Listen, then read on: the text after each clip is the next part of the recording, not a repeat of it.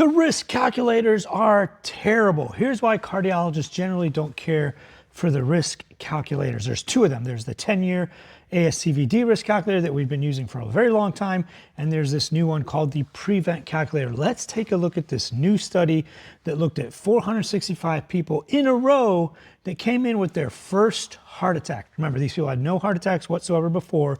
They presented to the hospital with their first heart attack. They looked at the first 465 people in a row that presented with their first heart attack. This is the study that you are going to be looking for.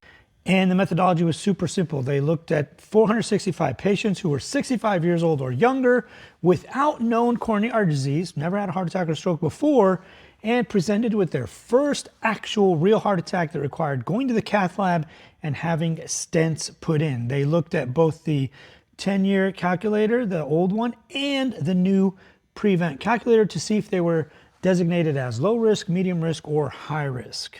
The older risk calculator estimated only 33% of patients as having low risk. So it classified 465 of those patients as being low risk, 12% as being borderline, and only 10% as being high risk. And those 10% would have met the indications for being on statin therapy.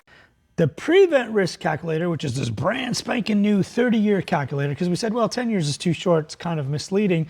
What about if we look at 10 years and how likely you are to have a heart attack in the next 30 years? Turns out that was not any better. The Prevent calculator classified 45% of patients as being low risk, which is even worse, 16% as being borderline, which is also worse, and only 3% as being high risk. However, it did say that about 13% met the indications for needing to be on statin therapy. So what does this actually mean? The risk calculators are nonsense. This is why I completely disregard them. Almost no cardiologist actually looks at them and says, hey, let's classify you based on these calculators. We look at your LDL cholesterol and we look at several other factors and we decide. I have my own way of judging this, so do other physicians and cardiologists. On here, the next video will be my risk calculator and how I determine if you are either low risk, high risk, or medium risk, and who needs to be on statin therapy or not. So watch the next video to find out how I would classify you.